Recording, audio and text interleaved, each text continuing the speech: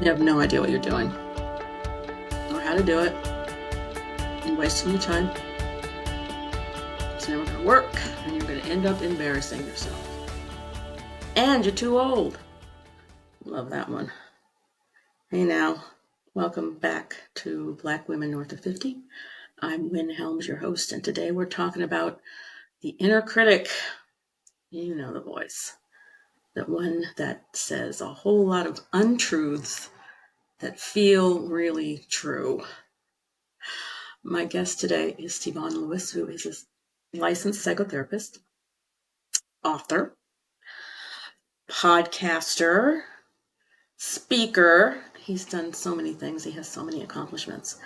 And he's an all-around good guy, too, which is kind of cool. Today, he takes me to school about the inner bully. That's what he calls it in his book, Silencing the Inner Bully. This book is not for chumps. You're going to learn something about yourself, whether you want to or not. Stay with me. Let's continue on the journey.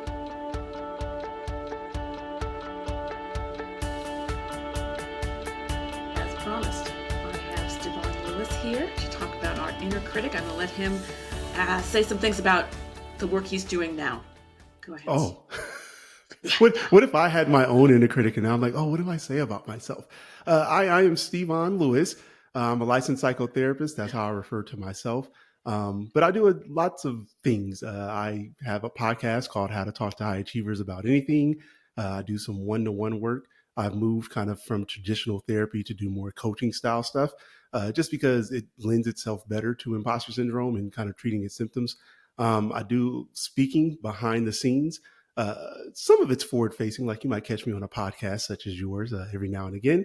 But most of it's kind of behind the scenes and, going into organizations and doing workshops or universities, doing workshops on imposter syndrome with different populations.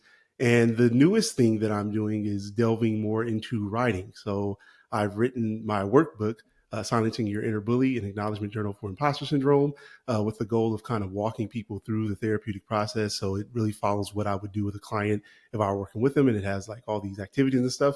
But now I'm working on a more traditional book that is an expansion, I'll say, of the conversation around imposter syndrome, to talk more about how our thinking plays a role in the reality that we experience and how we can kind of take more control over that so that we aren't as distressed.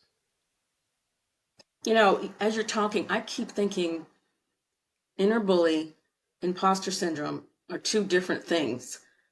What's the connection? So imposter syndrome is the, I guess, outward representation of what the inner bully does to the individual. So they are one and the same. The inner bully is that critical inner voice, lives on the inside of us, is not really helpful, is really designed to hurt us and make us feel terrible about ourselves. And so it focuses on hurting us and using our insecurities and fears and concerns to really beat us up. And what people will see is someone who is, kind of doing amazing things in life and they're accomplishing stuff, but their internal experience is such that they don't kind of attach to that. And I think that imposter syndrome is the label or the term given to that internal experience created by our inner bullies. Got it. And it has no place. It has no purpose. This voice. So this is always an interesting conversation. I think oftentimes what happens, and you might know this, better than I do, when it comes to, trauma and trying to reframe it to be something, helpful and powerful, even though it was a bad and unpleasant experience. I think people often do the same thing with the inner bully. I'm from the belief that it does not serve a good purpose, except to kind of help us recognize that we are holding on to untruths about ourselves, and maybe we need to, let go of those. But I get how people want to say, well, how can I have it help me? And my question usually is to people is like, do you go and try to befriend, a real bully? Would you go out and like the person who's making you feel terrible about yourself and, calling you names and, writing disparaging emails about you, would you go and say, hey, let's be best friends? Like, how can we work together to so that you aren't hurting me so much? I don't think we do that, and I wouldn't advise that with the inner bully either. I'm going to take you to task for a moment Go for it. in that, because I need you to take me to school. Um, I think, I'm just speak for myself. I know that I have, before I recognized that people are just not on my side, they're not embracing who I am, I have tried to make them a part of my life. Before I recognize that that's not going to happen, it's got nothing to do with me. That if we aren't aware of it first with the inner bully, then our go to is to try to say, maybe I'm missing something. Maybe this is something I'm doing that's maybe creating this discord or this adversity or tension between the two of us if it's a real person. And so maybe I need to kind of check myself. And is there a way that I can show up differently and that person also now receive me differently? Or just Yeah, change the dynamic, change the relationship. This isn't what I thought it was going to be, and that's okay. This relationship, this communication, it's not what you thought it was going to be, and there's nothing yeah. wrong with me. There's nothing wrong with what I'm doing. It's just this isn't the person. This person's a bully.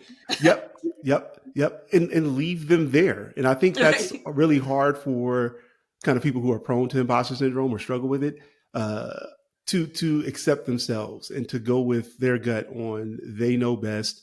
This is what it will be, and to not try to fix it because oftentimes the blame is placed on self because this is what your inner bully says is that there's something wrong with you. And here I come, singing and whispering in people's ears of, well, maybe it's not that. Maybe it's not you. Maybe it's everything else. Maybe it's the environment. Maybe it's the other individual. And how do you get comfortable being okay with saying, I can recognize it's not me and I can leave them with whatever they're dealing with or struggling with? I have found that that is a difficult thing, and maybe that just comes from a lifetime of. I'm not saying that I have an inner critic that's anyway.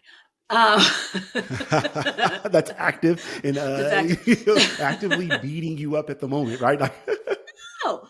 Um, yeah, just getting to a level of comfort, finding the lesson in getting rid of the inner bully.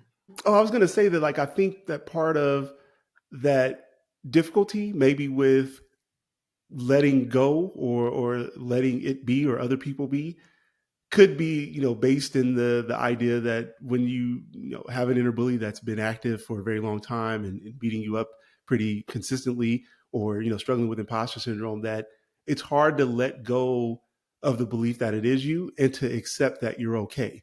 And so it makes sense then that part of it is to try to fix it, because inevitably I've told myself, and my inner bully has also kind of supported it, that it was me and I'm the problem. And so there's a bit of understanding, I guess, I have for people where it is difficult to let that go or let other people be and choose you, is because you believe that you're in error. And so if you were in error, then why would you be choosing the thing that makes the mistakes? Oh gosh, I didn't want to go to school today, but here we are. Uh, yeah, I love it. it's it's complicated, and there's a shame element to it. Am I right, or is that just a feeling that I have on top of the inner critic?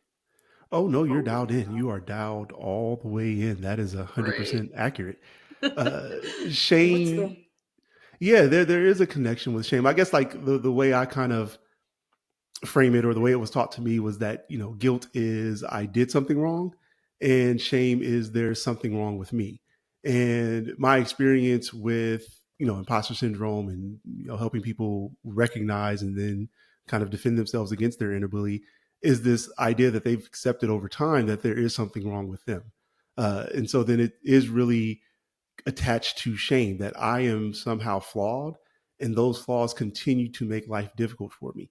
They continue to keep me from being prepared or skillful enough or having the ability or to even trust myself. And I'm trying to chip away at that shame and say, maybe something happened in your past that created a scenario where that was true for a moment. Also, have you factored in that you've grown and evolved, or that some of the outcomes you get don't really provide evidence to support what your inner bully is telling you. If you believe you're flawed, there's no way to move forward or get better or anything because you're stuck.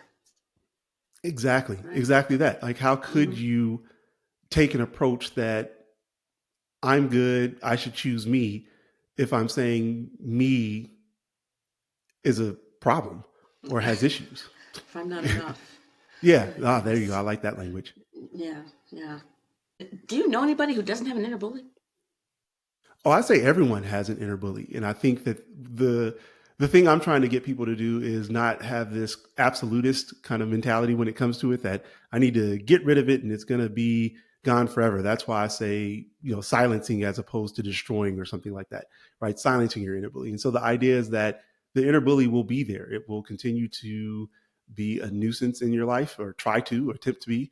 But what we can do is get better at decreasing the frequency, intensity, or duration of those attacks that it has on us. And so I'm saying, well, part of it is how do we fortify ourselves or build ourselves up enough to where the attacks of the inner bully aren't hurtful. I think in analogies, you've known me long enough, so that the way I think about it is, if your inner bully is a person of same size as you and same strength or whatnot, they hit you, it hurts.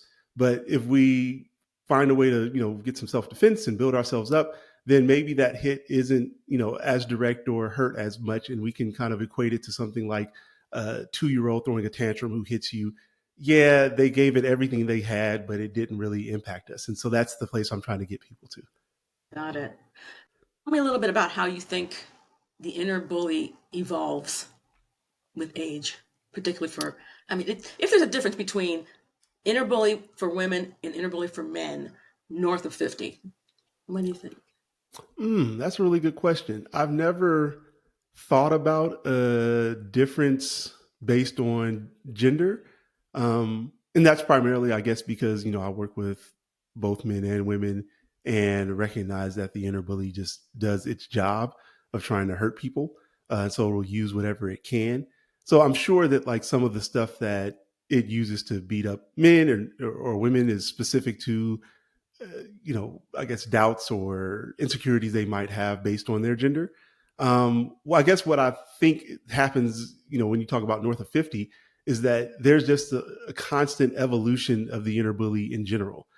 So things that we worried about in our 20s can't be used anymore to beat us up because we kind of surpassed that stuff.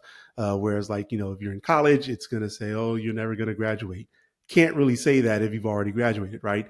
But what it does do is it continues to evolve as you do. And so what I try to teach or help people understand is that as you continue to level up in life, that could be in career, that could be in relationships, that could be just in aging, the inner bully is going to try to meet you at that new level and cast a level or a cloud of self-doubt over you that you will believe. And it'll use stuff that feels real, and that maybe is kind of on the fence of sounding like it could be true, but the evidence doesn't support it. And so for men and women that are north of 50, it might say, have you accomplished enough? Did you do enough to be prepared for retirement? Are you going to age out of possibility finding love, or all sorts of things, none of which are based in evidence of being true for the future. I mean, unless the inner bully knows the future, which it doesn't, and unless we know the future of how things are going to turn out, which we don't, then you can't just go around and blindly believe that stuff. I can't get past the fact that there's nothing to learn from this, from the inner bully. There's just got to be something. The disappointment is real. Look at it. And There's your got face to is be like, something. it's only a bully. That's really what it is. It's just a bully.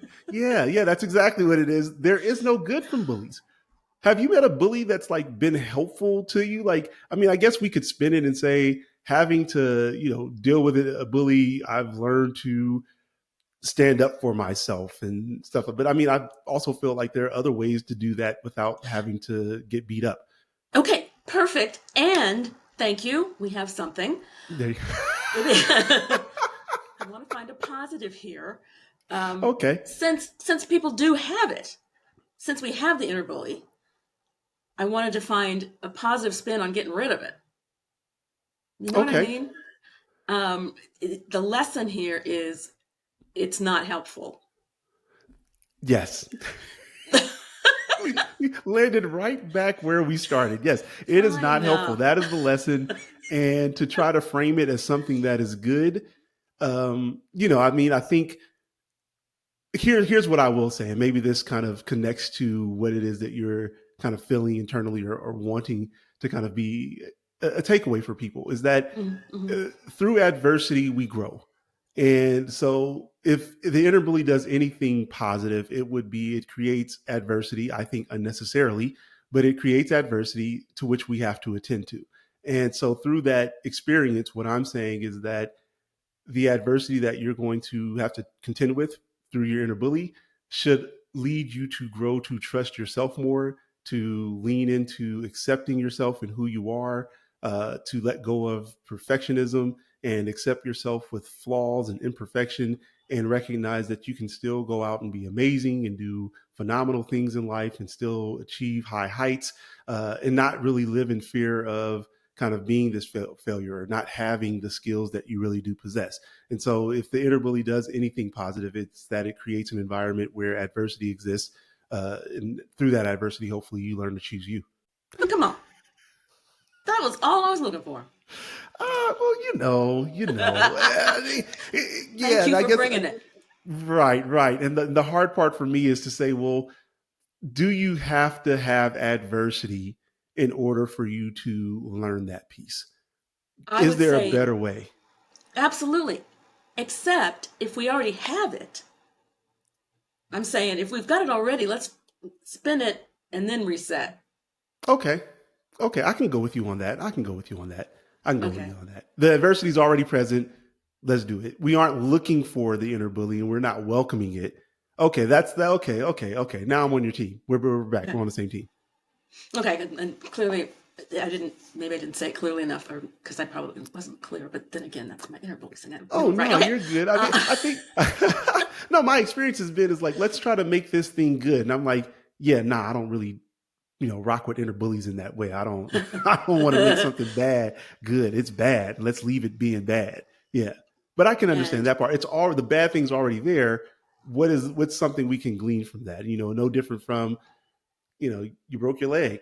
You can cry about the leg being broken and you can, say this is the worst thing that happened to me, or what are you, how are you going to build yourself back up after having the broken leg? I follow. yeah, yeah, Yeah. it's still broke. What are we gonna do? Right. What did you learn from that experience? Is that, well, I can crawl places or I can use my Up, hands more efficiently than I thought I could. Yeah, upper body strength is developed. Whatever. exactly. Exactly. I got you. I got you. Yes.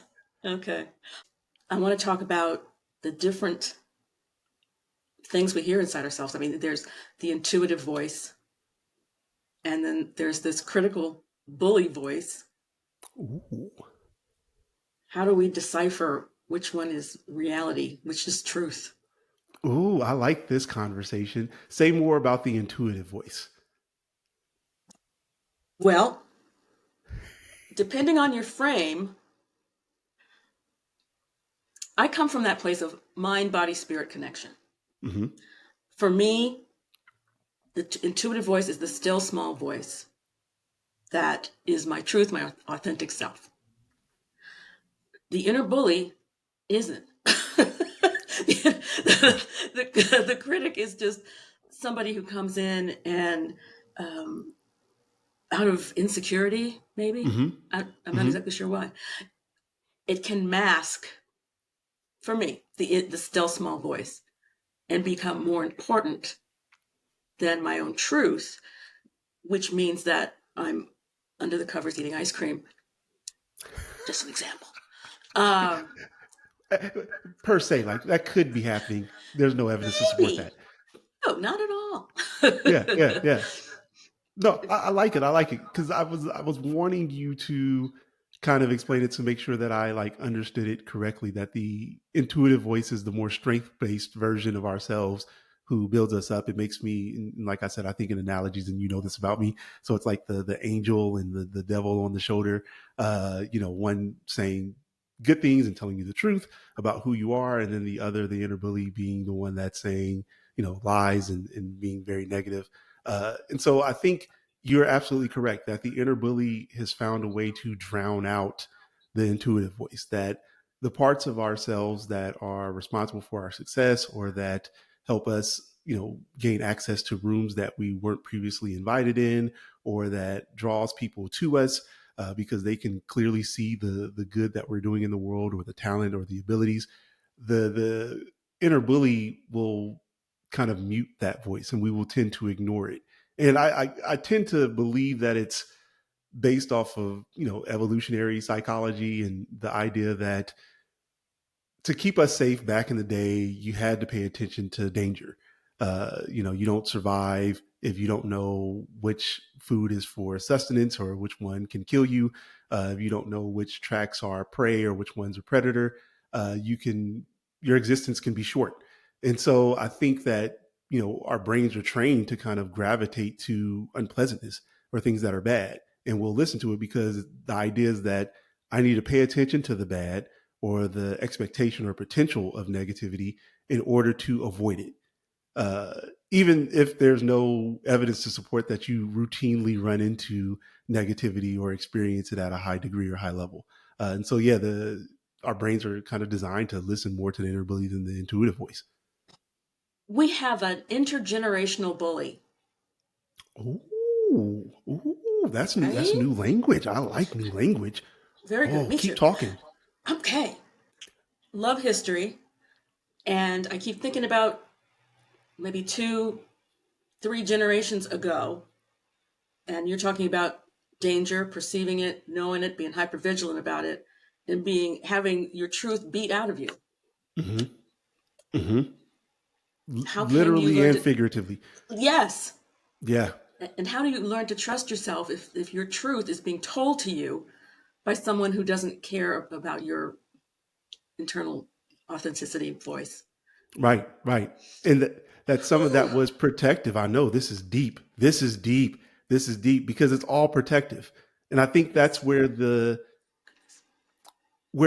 disconnect happens for people, and like they try to frame the inner bully as being protective, but I think it comes out of, like you said, that intergenerational kind of bullying, right? And so we've had parents who were protective of us or did things to try to build us up and make us strong, or to protect us from hardship or bad things, or manage our behavior, and it served to I guess kind of give life to the inner bully, like a place of for it to take up residence. It made it comfortable. Like our brains are now proper uh, abodes, or kind of houses for the inner bullies to thrive. Yeah, it was familiar. Mm-hmm. Mm-hmm. I'm never going to talk about anybody's parents. They did the best they could Yes. with what they were Same. given, Mm-hmm. right?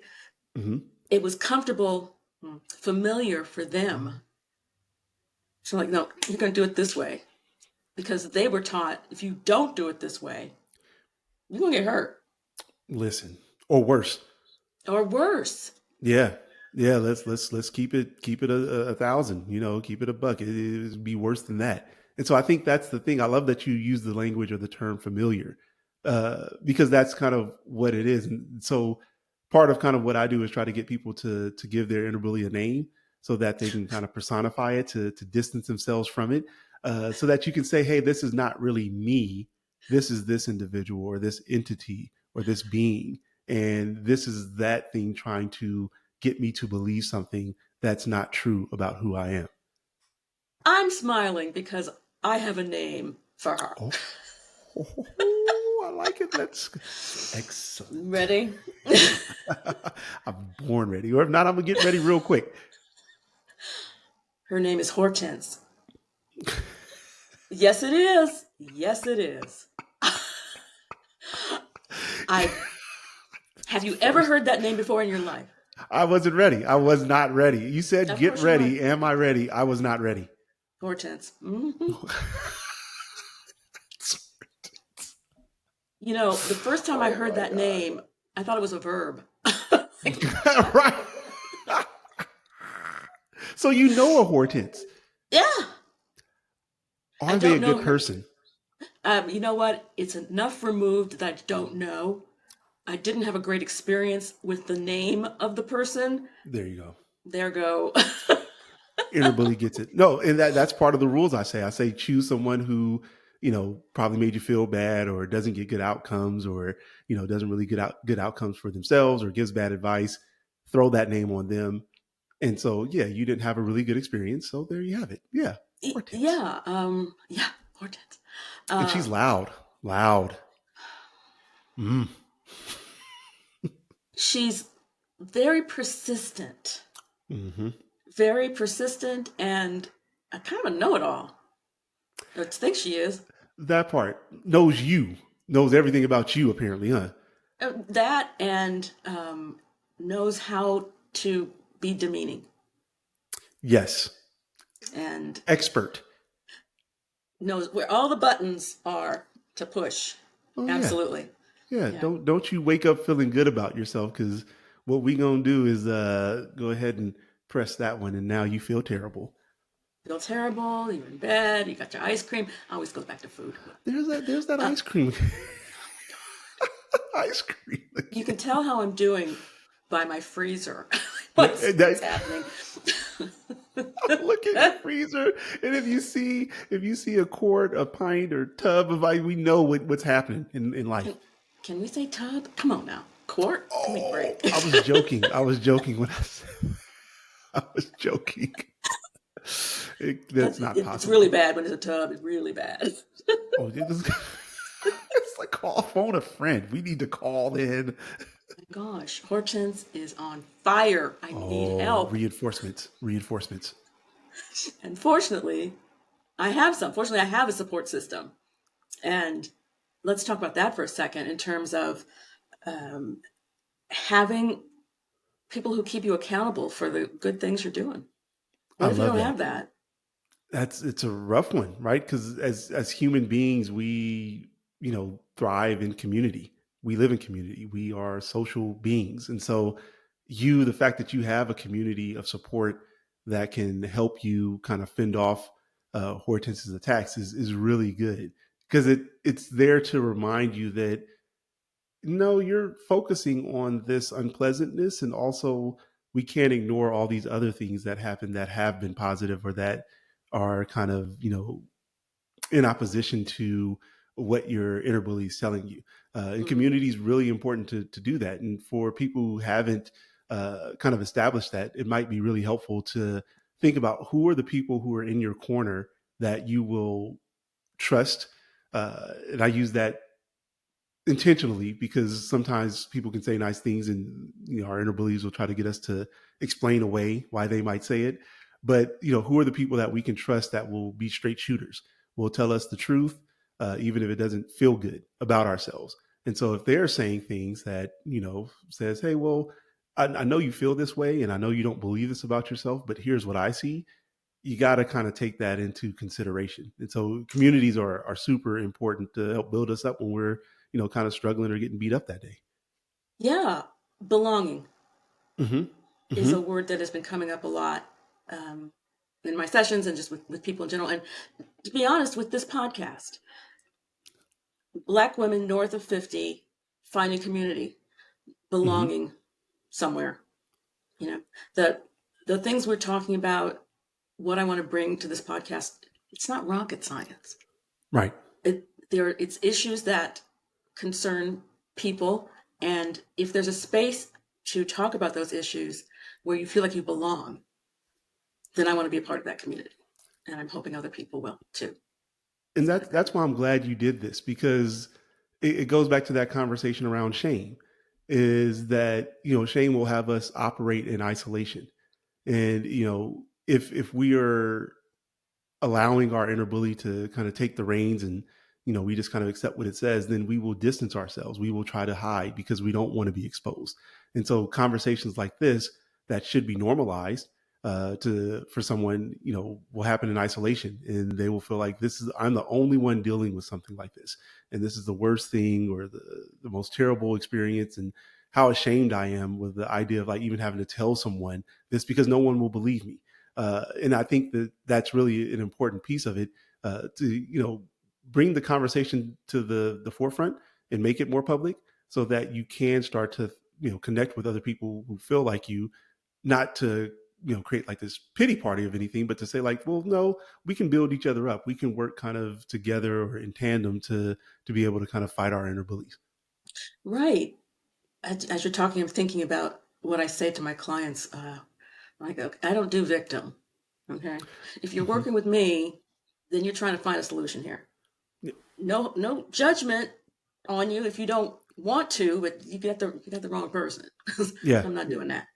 Um, I'm, anyway, I'm laughing because we've known each other a while, and I'm sort of the same way. Like, I think when people think about, therapists, they're like, "Oh, you're all into feelings and emotion." I'm like, "Yeah, no, I don't really do, I don't do that." Like, to a degree, but at some point, we're gonna have to say, "Okay, now what are we gonna do?" And I'm an action person, so yes, we can have the feels. We can't, we can't move in. We can't move in with the feels. We and cannot move in. that's why I think we bounce off of each other well, because I'm more into the feels, and yet I get from you the action steps that are so important, because there's only so much I'm gonna listen to. Hmm. Hmm. Hmm. It's like, all right, what's next, kind of thing. But Yeah. I think I will listen more than you will. This is true. This is true. Yeah, I think I that. I do not argue that. You're absolutely correct. You will listen more than I will. I think even as you were asking me earlier, like, well, what if somebody doesn't have community? I was thinking in that moment, I was like, well, that doesn't matter if you don't have community. That doesn't mean you can't still move forward. We will create our own community. This is why you create, things like an evidence sheet. This is why I wrote the journal, because you can start to collect a body of evidence, stuff that your community might tell you, you can just readily access yourself, and you keep the record yourself. And so, yeah, there's always a way to keep moving forward in my book. Well, there definitely is, but you lost me at collect. Um, Oh my God. Oh everything my you're saying God. makes total sense, which is why reading your book, Silencing the Inner Bully, was so, oh man, it was so impactful. The journaling part was so impactful, because, and I'll just be honest with you, I put it aside for a little bit because I didn't want to deal with it. Oh, That's what I was talking to you earlier about, hiding from it. oh, you little self disclosure there. It's like, yeah, I hid from the book. Yes, What? that Why would you do that? It's a helpful tool. Why did you run it's from it? it's a wonderful, helpful tool, and I wanted to discuss that with you. I can't be the only one No, you're not. that is afraid to look at that bully, Yeah. and I'm not sure why it is. Maybe it's shame. Maybe it's the shame piece. Um, You know what it is? I think mm, because you're correct. You're not the only person to ever purchase the journal and then bury it under stuff, or not engage with it. And I'll be transparent here about I'm not really a journaler myself. Like, I'm not someone who just loves to journal. I know you'll say I have a lot of words. I do, but I think through. I think through in my head things, so I don't really write down. My brain just works that way. But I wanted people to like engage in the activity, so like I understand the benefit of kind of, I guess, being tactile, and so thinking about something and writing it and like the reinforcement that has. Uh, and so kind of thinking about why people distance themselves. I think it could be like not wanting to look at the inner bully, but there's a part of me that this comes up in my work. People recognize that what they're saying and what the inner bully is saying doesn't make sense. And so there's a part of them that recognizes, and maybe that's what attaches to the shame, is that when you say it out loud, it doesn't make sense to them. So, and I get this frequently, and maybe you've done this to me too when we've been in conversation, uh, where someone will say something, and I will kind of parrot back to them or repeat back to them the words that I heard, and they'll say, "Well, when you say it like that, Stevon, it sounds silly." And I'm like, well, I just regurgitated your words. Like I just repeated back to you what I heard. I thought it sounded silly. Yes. I'm glad you're picking up on that too. And I think that's why people put the book down. Like this is nonsense. Because, again, the inner bully's a liar. And clearly, I had feelings about what you were talking about, and this whole conversation about inner bully. I mean, you were talking about having it was basically accountability. Someone saying the truth to you, and it's not going to blow smoke. It's Mm-hmm. you're really good at this. Here's what I would change. Here's the challenge. La la la. And it's still hard to hear. Now, It's rough. there's a lot of self disclosure happening today. I get it, but I swear to you that this is something that, well, you're doing the work. It's prevalent in a lot of Yeah. people. It is. It's hard to hear, especially because people are intelligent. Like people who struggle with imposter syndrome and aren't really adept at kind of beating up their inner bully, they are really intelligent folks. So they recognize that it doesn't make sense and they shouldn't. I don't want to say shouldn't, that it is inappropriate really for them to feel this way, right? Because it's Mm-hmm. not based in anything rational. It's not logical. It's not supported by any tangible evidence. And so, like you said, like when you get that accountability from your community or from your own accomplishments, that suggests that why are you listening to this person that is saying stuff that isn't real? You have to sit with that for a second. Like I have been listening to this. Like why was I listening to this? It's almost like when I think about when people get freed from a cult and then they can see it so clearly of like, oh, I drank the Kool-Aid, all of it. And when they're released from it, they're like, yeah, I was caught up. It didn't make sense. And it's like, yeah, your inner bully convinced you to believe all this stuff about yourself that was not true. And you didn't listen to anyone that was, saying otherwise because you believed it so true because it felt so real. It reminds me, going back to the differences between men and women, and maybe this isn't even a difference. The more we beat up on ourselves, it's just easier to beat up on another person Mhm. and find fault. I find that when I'm working with couples, like, hold on, wait a minute, Yep. what? Right. Right. Right. Right. Can No you say lie. that And I think, nicely? oh no, go for it. I was just Oh saying no, it. I was gonna say, and I think for and you'll me not being a woman north of 50, I think everybody recognizes that so far. You'll correct me if I'm wrong, but like You a I also youngin', think I that know. I think that women, black women especially kind of operate in a place where I don't even know how to say it, where like the buck stops with them, so to speak. And so there aren't any kind of passes given. I mean, if we think about that intergenerational piece, is that there is you have to get up and do. Even if you don't think you have, there is no opportunity to kind of sit down and relax, and you have to be tough. And part of that is being tough on yourself, is that you have to talk yourself into doing things that are difficult when you want to rest.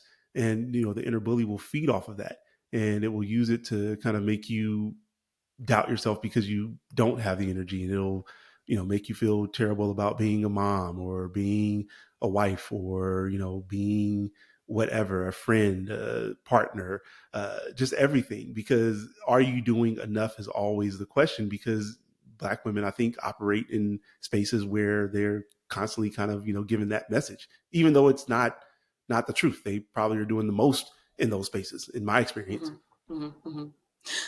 Yeah, it's an interesting question. I wonder about black men, and I wonder about how, even though you were young, and how you Oh, all, there's nothing wrong with being young. There's nothing wrong with being young, but you you, is. you've been doing this for a minute. Because it's true. You young blood. Okay. Back to the point Mhm. of, like, I don't know the experience of a black man. I know that black men have gone through some stuff, Mhm. generationally, and I'm wondering about how that critic shows up now in our day and age. and how it impacts men in a way that it wouldn't impact women just because we're wired so differently. I don't know. Mm. Yeah. Yeah. I think, huh. I never thought about that until you just asked that question right now. And like the first thing that came up, and I don't even know if this is right or wrong, or, but we're processing together, Hmm. is that when I think about, just me as a black man and, me being kind of I don't even know if it's an imposing stature, but yeah, I mean, in America, Look, how being tall are you? 6'2", 240, that Black will make man. people fearful of all sorts of things, even though I'm not the person you should be fearful of because that's not even how I roll. Right. But it does make me think that like the part that maybe black men often tend to hide or downplay in spaces is I guess, an array of emotions. So anything that is frustration or being, physical or showing anger cannot do. Uh, because, like you talked about, those consequences, you can get hurt or worse. And I think, maybe that's the thing is that we don't express negative emotions in that way, and maybe similar to black women and not, using their voice, so to Hmm. speak. Yeah. As you're talking, I was thinking the shame piece for black men has to be it's got to run deep. Mhm. Given that you all aren't given the opportunity to learn how to process feelings just societally. Um, yeah, I'm not sure where I was going with that, but it's in there. It's in there Oh somewhere. yeah, no, I mean, I think you're absolutely correct that we one not been taught that. Just, and I think that's men across the board. Little boys being socialized and how that operates or works, uh, how to contend with emotions and express them appropriately. So, I think about how parents respond to, and again, not dogging parents out, just the response that you get to like a little boy crying versus a little girl crying, and what the attentiveness that goes into comforting, maybe a little girl as opposed to a little boy, and over time what that then does, and I think the message or consequence of that is that men, whether it's uh, appropriate kind of conclusion or erroneous, is emotions aren't for us, right? Which is absolutely wrong because we're all as humans are emotional beings. But yeah, there's I think some shame of not knowing how to, but Yeah. experiencing it, and not Mhm. still it's still like being kind of infantile in our ability to address or attend to them. And it comes out as anger because you don't Yep. know what to do with it. It's scary. It's like, no, I'm just going to be mad because I'll get a result. If I'm mad, then Mm-hmm. people will sit up and take notice, which is so sad to me. I think we're Yeah. better. I think it's getting better. Mm-hmm. I hope so anyway.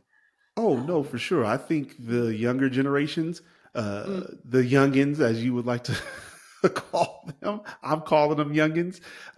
Yeah, I think that they are more versed, and just from maybe having parents who have a connection to therapy and have developed language to talk about things, they are light years ahead of where I'm going to say we were.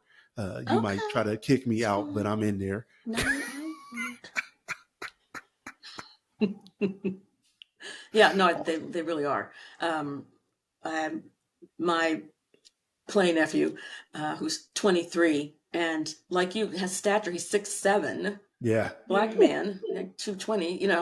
Um, fortunately, he has been given the gift of it's okay for you to be have some feelings about blah blah blah blah. So, in a way that a 23-year-old when you were coming up was Mm-mm. not Mm-mm. not like. Mm-mm. I'm shaking my head. No, that was no, not acceptable at all. Absolutely not. What are you Mm-mm. crying for? What is that? Get over it. Get over it. I'll give you something to cry about. Mm-hmm. Mm-hmm. All of that. All All those of it. words that I'm sure, right? Well, Stevon, this has been so enlightening and entertaining and thought provoking that I knew it would be. Um, any closing thoughts you might want to have before I ask you for all of your ways we can find you? Oh, I think what I try to tell, or any takeaway is, if I can succinctly kind of sum up some stuff is, one, be aware of your language, because language is where kind of reality is shaped for us. And so when you talk about yourself and your word choice and the adjectives you kind of choose, make sure that they are appropriately describing what's happening versus how you're feeling.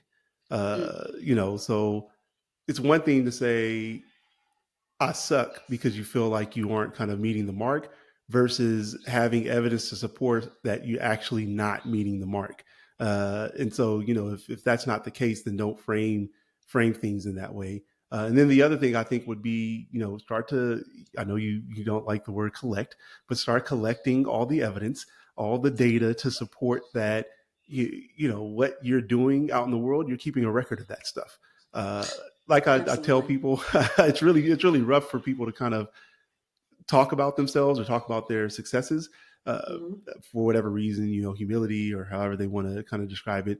But the reality is that there's a place for that stuff. And I'm saying make that time and place more frequent, and I guess broaden it, because it does have purpose. It serves to kind of make you feel good about yourself, make you stay connected to the intuitive, part of you, and, that intuitive voice, and to also kind of, I think, fortify and build you up. And so I think about, if it's not appropriate to talk about or, sing our own praises, then why does a resume exist? Why did I send you my bio?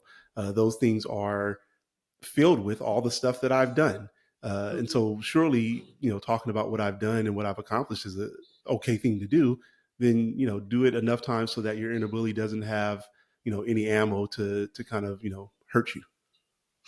Yeah, those intergenerational thoughts, patterns, they're bone deep. And I think you got to be intentional about this kind of work. Hmm. Um, and your book does it wonderfully. Um, Thank you. you have it on audio through your website. Oh yeah, there's a digital version. I'm not speaking on it, but it's digital for sure. There's a digital download on my website. You can access it through StevonLewis.com. I use my government name for everything. Or if you go to the journal's website, acknowledgementjournal.com, and you can download it. Pay the $9.99, and maybe we'll try to come up with a coupon code for your listeners, and I'll I get like that to this. you, and you can send it out to them. They'll get a discounted price or version of that, and then the physical copy is available through Amazon. But again, through my website, click on the physical copy or the of the journal, and it'll take you to the Amazon page to purchase. The digital version, I'm going to go with that one because I keep going back to that was hard for me to read. Listening to it somehow was easier. I Uh-huh. don't know. I don't know Yeah. what it is. But um, where can we find you on social media? I'm most active on Instagram. That's kind of where I hang out the most, and I'm post almost daily. And posts that I say build people up. Although sometimes I get mixed reviews, Isn't but that always the I way accept though? it. Hey, sometimes growth is uncomfortable, and so I'm okay with that. Sometimes? You know what? I didn't want to say it, but you're absolutely correct. Growth is uncomfortable. Always. Always, 100% of the time. Or, I mean, a website, podcasts like this. But I'm posting everywhere that I am, usually on Instagram, and then that's the best way. So that and my website are the best ways to kind of track what I'm doing and putting out in the world. Just started my newsletter back up, so people can go to my website, scroll to the bottom of the page, sign up, and I'm going to do monthly, letting people know about new offerings or just stuff that's happened over time, or even having a more robust conversation about the inner bully and imposter syndrome, and my expansion conversation of what my new book is about. Very good. Oh, I can't wait to read your new book. I'll put it on the shelf for a little bit, but I will get to it. I will. Doing that again. Stevon, thank you so much. Just so everybody know, Stevon was my boss for, was it 4 years? How long Yeah, I were think we so. there? For four Yeah, years. or He's 5. always Was it been 4? I was two, you were there in 2014. Yeah. So, and I left in 2018. So yeah, 4 years. Mhm. Yep. 20, he's still the boss man to me, That's not true. particularly about the inner bully. Thank you so much for everything today. I really appreciate it. This has been Oh, fun. thanks for having me on, and I'm so happy to see this come to fruition. We've talked about it, kind of offline for a while. So to know that Mhm. you're doing this is absolutely, excited to be a part of it and see you continue to grow in this way. Hortense is not going to win. Mm-mm. Never, never. Thanks so much.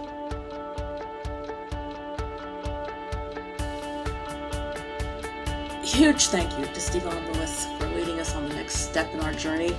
He shared some wonderful insight, gave voice to that silent inner bully that haunts some of us, not all of us. If the conversation was something that spoke to you, share it with a friend. Talk about your own inner critic, your own inner voice. I'd love to hear from you. What does your inner critic say? What's her name? Mine is Hortense. She's got a big mouth.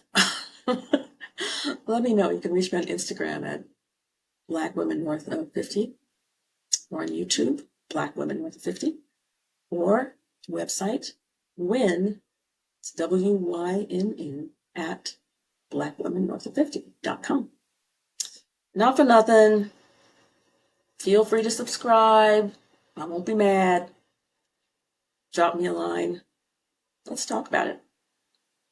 And in the meantime, go carefully, create your own joy, and find some funny. Stay safe.